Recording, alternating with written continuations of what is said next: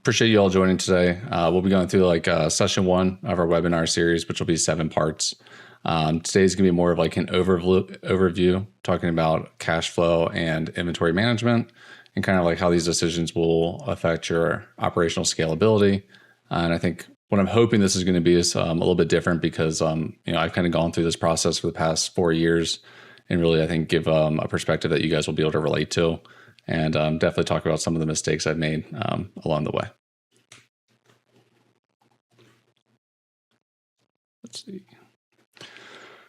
All right. So I think one of the things that many people start to realize, specifically as they're scaling, just because you're profitable on paper doesn't mean that everything's doing well. Your cash flow might be really tight. So some signs of this is revenue is growing, but the reorders are feeling really stressful. You're profitable and just cash is tight in general. And then you're stocking out of ASINs either because you can't afford it or you just don't have the capability to look at it visibly.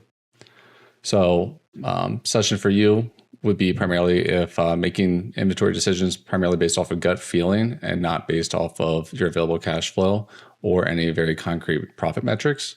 And for me, I kind of found that this was really impacting my business once I hit about the 500K range and I was overextending on credit cards. And then specifically again, once I hit that 3 million range, I got stuck there for quite a few months. Okay. So I know a lot of you guys are also busy doing other things, but if you guys could just give like a quick poll in the chat, kind of like where are you at right now? Do you guys have like a good system that you're reliable on? Do you have a system that's somewhat inconsistent? Or do you feel like you're mostly just reacting and kind of just going after whatever order feels right at the time? Perfect. B and C, yeah.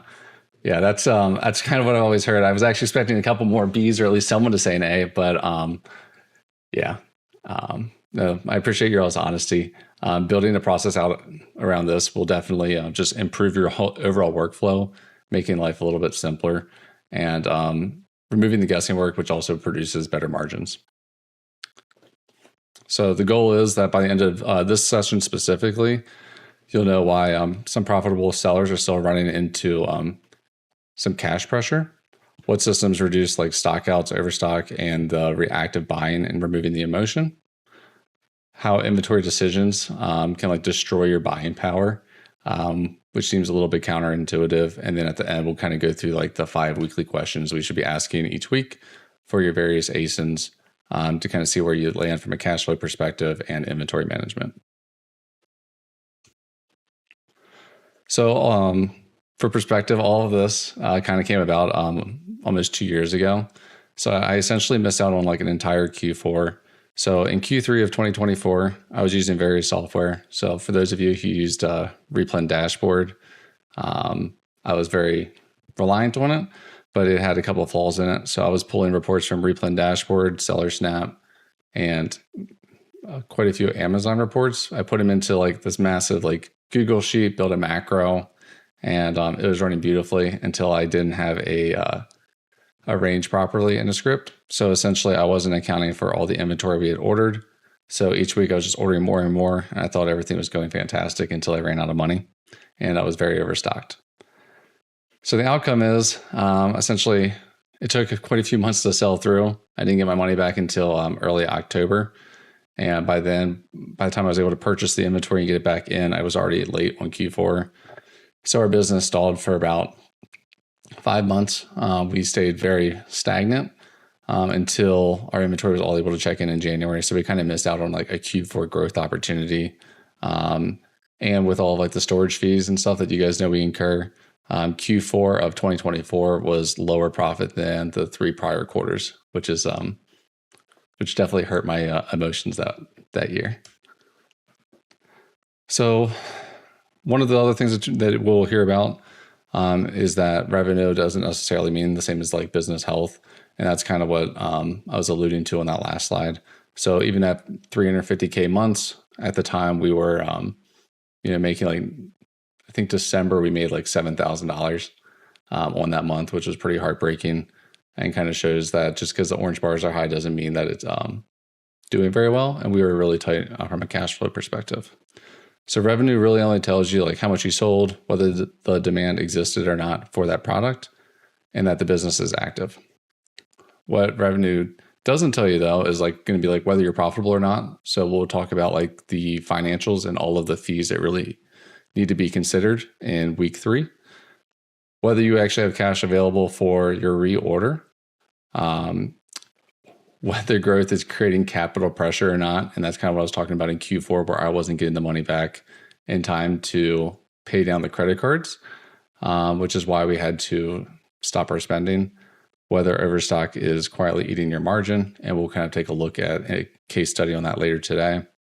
And then whether you're actually stocking your best ASINs appropriately, because as we all know, the higher quantity volume you have of those ASINs, the better chance you are to get buy box or get the sales above the buy box. And you'll find that as you're purchasing more of those specific items, your velocity increases, even if they're already your best ASINs. So we'll take a look at that later as well.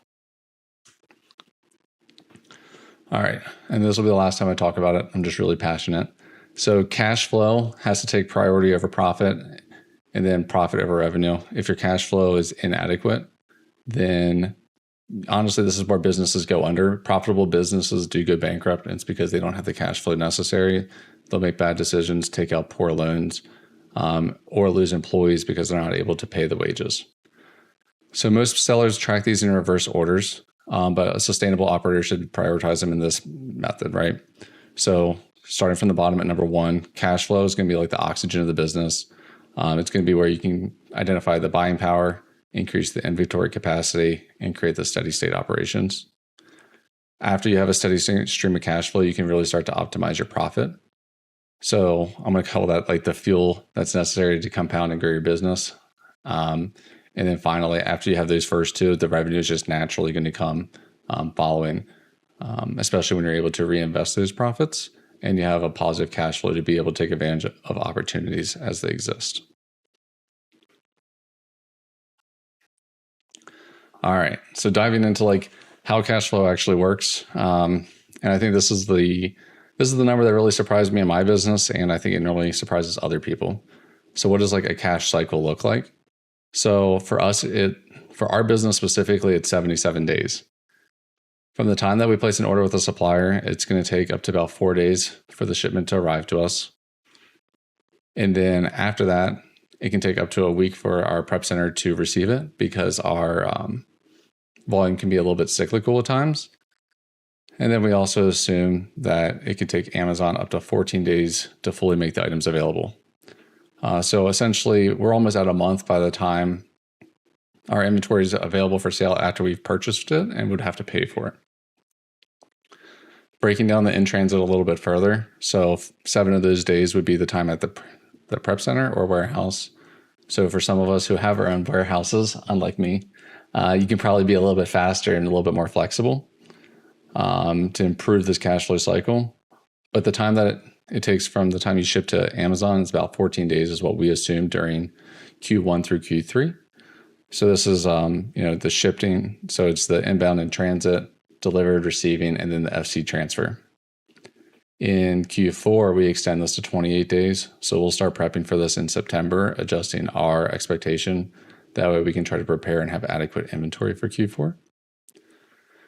And then our business targets to have 35 days of inventory for all of our ASINs. I'll dive into that a little bit further, but we've kind of found that to be the sweet spot for sales velocity, gaining the additional sales for having the appropriate quantity, and then avoiding like the low inventory fees and storage fees. So from the time that we purchase the item to the time that Amazon makes it available for sale to the time that that we have at Amazon for the 35 days of inventory is already at 62 days. So we're at 2 months. And then the next 14 days is going to be Amazon holding on to our money for the disbursement. So 77 days to get through a full cash flow cycle. All right. So now knowing that information, I guess I just kind of want to ask, have you guys ever been into like a situation where you were unable to reorder So like you went to reorder, but you weren't able to because you didn't have enough cash or available credit. So you had to skip ordering a product, or one of your VAs found some new products that you wanted to purchase, realized you couldn't, and realized that you kind of just wasted their time. Or have you guys ever put yourself in a position where you were unable to pay down your entire credit card bill simply because you underestimated the amount of cash that's come out? So for those that have been in the business for a couple of years, if you could just drop in the chat like yes, sort of, or no, give us a perspective if like you guys have ever ran into that. If you have, then that would be more of a cash flow issue. If not, then you're doing a really good job. Good for you, Ed. Good for you, Nick. Jennifer, Katie, I've been there. So good. Don't worry. You guys aren't the only ones. Okay. So we're going to go through the two different options that can occur that kind of like really impact the cash flow and what could have been the available profit. So first we're going to hit is stockouts are going to hurt more than most sellers realize. So when we run out of stock, a lot of us are going to be emotional. So when sellers stock out, they tend to overorder to feel safe, which is going to cause them to have an overstock problem, which we'll discuss on the next slide. It can create a loss of inventory flow. So for those of you like me who care a lot about data, when you have inadequate data, it's going to be really difficult to make the purchasing decisions necessary. So you'll be cycling in and out, and then any of the softwares that you do have are only going to be partial. And then finally, over the past 2 years, we started getting charged like low inventory fees. I've met a seller before who was paying about 2% of his revenue was going to low inventory fees, and he wasn't aware of it and didn't have a process. So they can eat up quite a bit. I did post a video on that previously if you're not familiar with where to find that in Amazon. But I think most sellers are normally pretty shocked when they see that for the first time.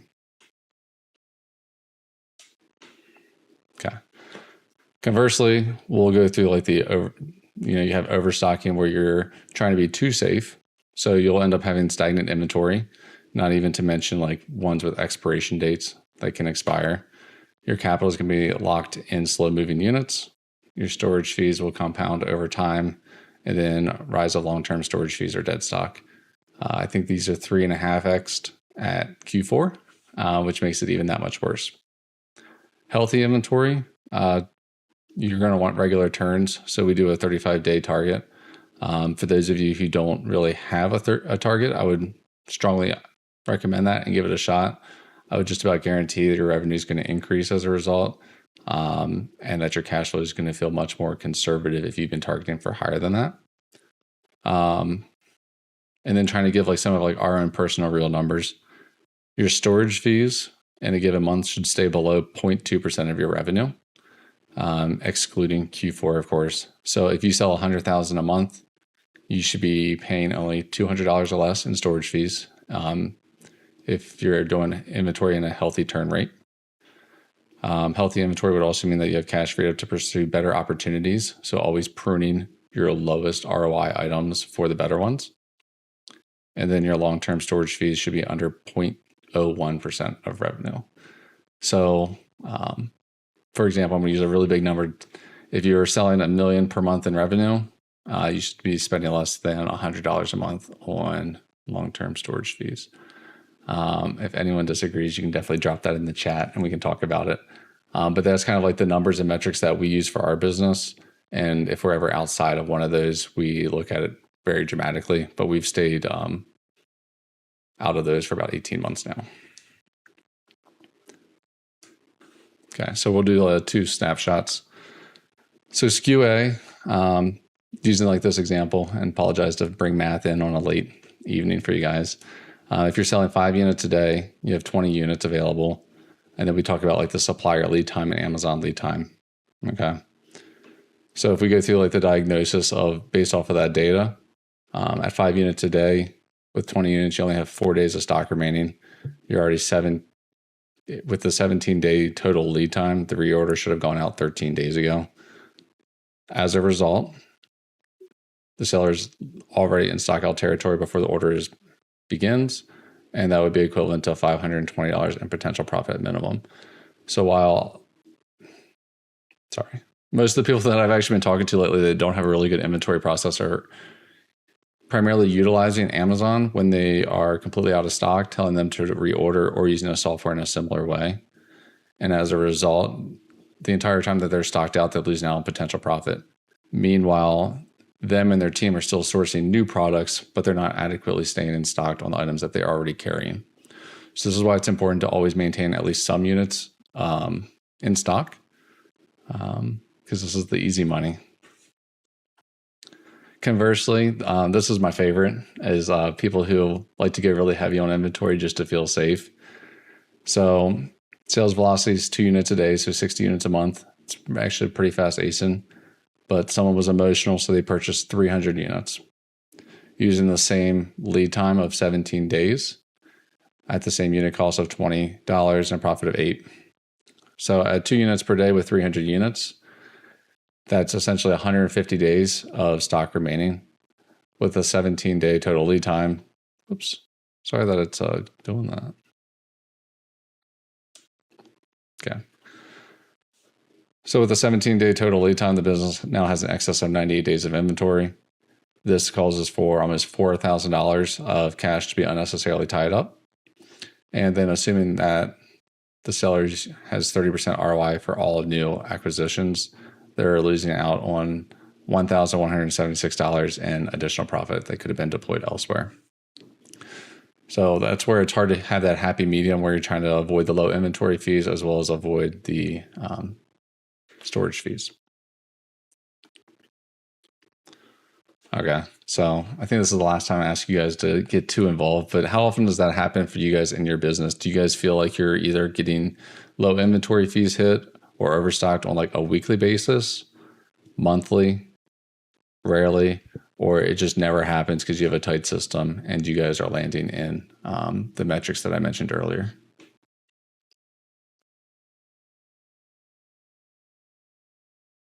Nice. That's awesome. You guys will see a testimonial. One of my good friends, yeah, there we go. He was waiting weekly to find what items ran out of stock, and that's how he was ordering just a few months ago. So it's good to see how everyone's business is a little bit different. All right, so visibility in the ordering process. I'm going to go really, really deep on this next in 2 weeks. So we'll do a quick overview. But you have lead time variability. So for those of you in the wholesale niche, you guys will know this more than others, but each supplier might have a different lead time. So you have to have a different lead time associated with each ASIN for each supplier. That way you can make sure that you're staying appropriately in stock. And then in general, some ASINs are just longer. So for example, an order that I placed on Monday, I know that this ASIN is always a special order and it's going to be 45 days, but everything else is going to essentially ship on Thursday to me. So I have to go ahead and know that I need to have an extra 42 days of stock just for that ASIN to account for the lead time. Demand volatility, so seasonality, promotions, etc. This could be as basic as like pool chemicals being hotter all summer, but not being as dramatic as like Thanksgiving paper plates in November. So making sure that we're identifying these proactively, and then also making sure that we're selling through the inventory at an appropriate velocity so that we don't get stuck, right? Like pool chemicals can still sell in December and January, but no one wants a turkey plate on Christmas. All right. Finally, we're going to go through like inaccurate velocity assumptions. So this is going to be very specific to my business as well as a couple other view that I'm aware of. But essentially one large order comes through. When we're taking a look at sales velocity, if something is selling 2 units a day and then someone comes in and orders 60, this is going to skew all of your data when you go to reorder and you're going to see that you're really low. We want to make sure that you're normalizing that. So that way you're not overreacting, maintaining those storage fees, hindering your cash flow, and preventing you from being able to do better purchases in the future.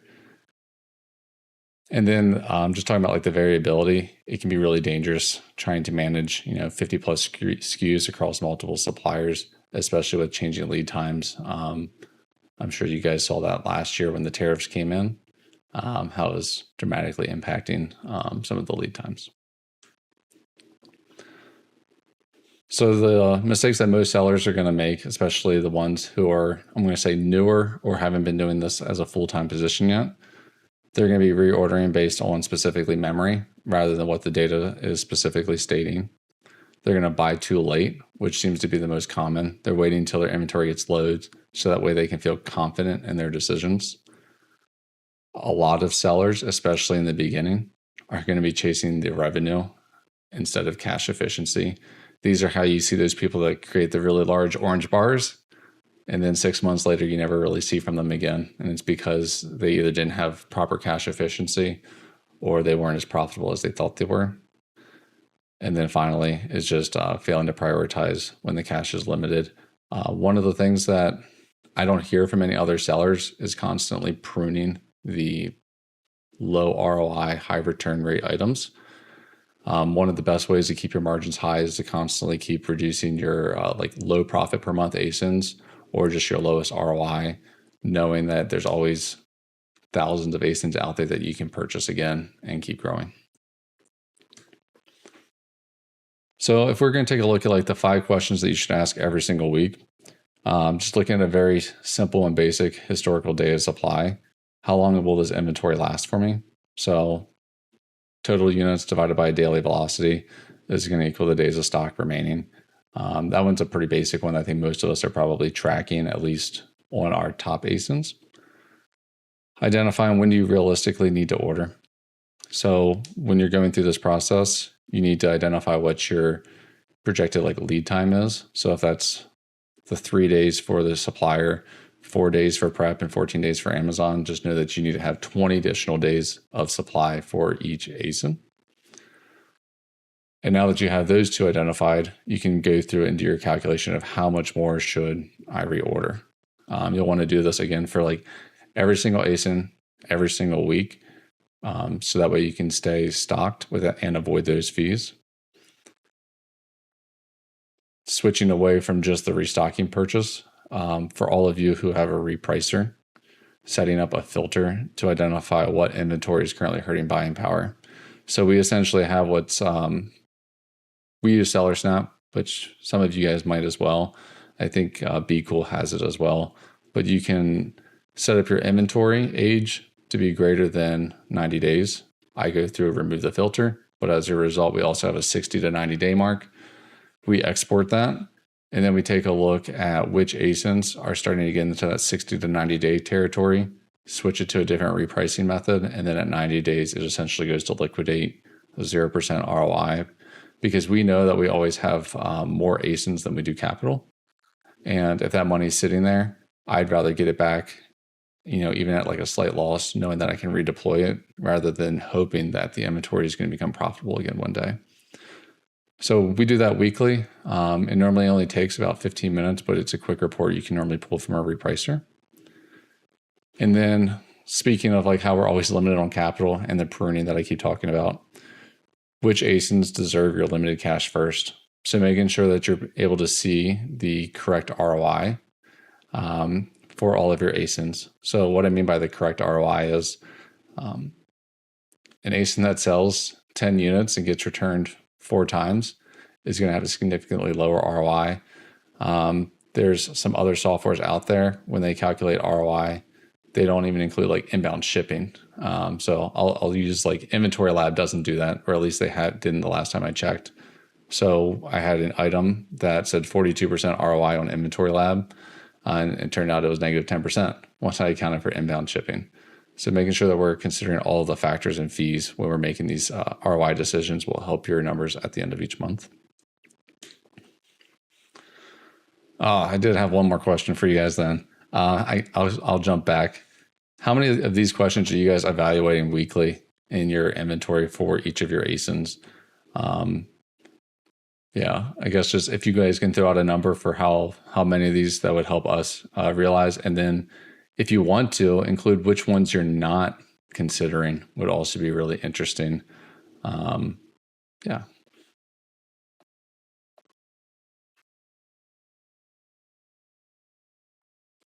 Perfect. All right. Everyone has a perfect amount then. Okay, that's fair.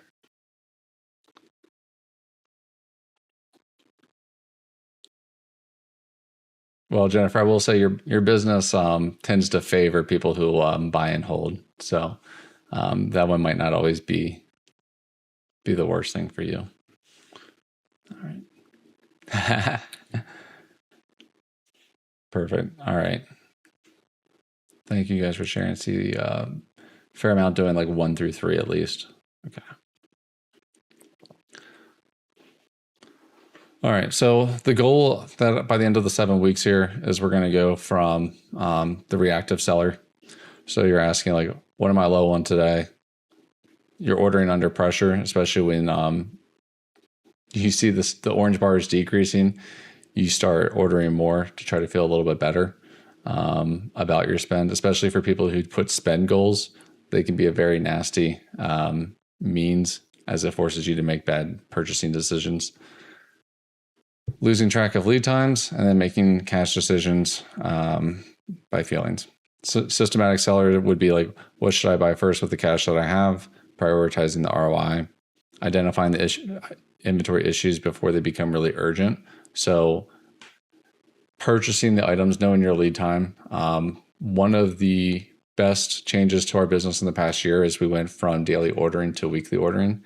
For those of you doing OA and RA, that's not always like feasible. For those of you, which I think at least half of you guys are in wholesale that I'm familiar with, if you switch yourself to ordering weekly, that allows for you to sit down, look at the numbers, make your decisions for a week, and not really look back at it. It stops you from second guessing your decisions. It stops you from spending time reevaluating the same decisions you made the previous day. And it also makes it more delegatable. I know that's not a word, but when you do that, you can start training somebody else because the same distributors are going to be ordered from weekly. And it's a lot easier to train somebody when it's not always an edge case or a variance. So a systematic seller is going to ask they're going to order based on the lead time and velocity, and then they can delegate purchasing with confidence. When I was doing this daily, I was not able to delegate it once we went to weekly. It felt like really easy for our operations manager to take over. All right. So for those of you who aren't doing this process at all, what I'd recommend is essentially auditing your top 10 ASINs and calculate your days of inventory. Set a reorder trigger at the 35 days per ASIN. For those of you doing private label, for our private label, we do 90 days. For those doing brand partnerships, if there are any of you, 60 days seems to be the common ground that brands are agreeing to because they understand the importance of cash efficiency. And then you want to set up a weekly habit. For those of you who don't have a process that's like consistent, I would strongly recommend getting the software Asana. It's free, so it's not a bad price, but you can set yourself a reminder to do this task weekly on a specific day. And then again, it allows you to start delegating this to other people too as your team grows for these evaluations. All right. So as you guys know, my goal is really to make everyone's businesses operate more efficiently, as I want to also see everyone else have the same growth and confidence in their buying decisions that we do. So where does Replen Pulse fit into all this? One, when you log in, it's going to surface what you need attention. So you can sort by the recommended quantity to buy. And instead of reviewing every single SKU, we're going to flag the ASINs. So we consolidate all of the MSKUs for you for your data that actually need the attention. So this will be based off of your velocity and lead time. And you'll be able to see which ones are at highest risk immediately. For those who don't already have a good process, you can also build your buy list where we go ahead and take all of the ASINs that you want to purchase for each supplier, allocate it to the supplier so you can check to see where you land on your MOQ. And that way it's not kind of like a guessing session, but you can actually cut down hours of weekly spreadsheet review or building a bunch of macros that don't have the correct ranges associated with them, which is what I've always done. And then we're constantly putting more signals there to help you with the purchasing decisions, right? So it's not just like, hey, you're low, you want to consider this. We want to give you a very specific number for your restock recommendations. That way you can just kind of like trust the numbers, not spend as much brain capacity on it, and be able to save like your thinking and energy for other aspects of the business. There's so much data that can go into restock quantities. There's really no reason for us to have to do all of it manually and do math. And then finally, it's designed to be able to delegate. So the only aspect that I do now within our business is I still execute one order with my favorite vendor because I'm friends with the guy at this point. But the rest of it is done by VAs, and that's only possible by having a really good system. So whether that's Replen Pulse or a really good setup with like Google Sheets, making sure that whatever it is systematic will make your life easier as well as the VA. The best way to build a system is to try to train somebody else, and that's where you'll realize you're making a bunch of exceptions because of your feelings. All right, so covering today, revenue isn't health. Honestly, it can be pretty scary if you're relying on the orange bars to judge a business. Both overstocks and stockouts cost you, and the goal is to be conscious of these trade-offs. You'll never be able to avoid all the risk, but making better decisions with the better data. 77-day cash cycle. I don't know if you guys ever really thought about this previously. It kind of shocked me and really affects what your growth curve can look like. So anything that you can do to compress this, like FBM, is really, really beneficial. And then we kind of walk through the 5 questions that we should do for creating a system. So I do know most of you are already members of Replen Pulse, so I won't push it too hard. But if you're not, would strongly recommend starting a trial. I think it'll make your life a lot easier. We also have a community group for the Replen Pulse. In addition to Replen Pulse videos, I am going through and creating additional content outside of Replen Pulse. So we just did a calculator to see how much money is actually necessary to make $5,000 profit per month. And then another one talking about like low inventory fees and storage fees.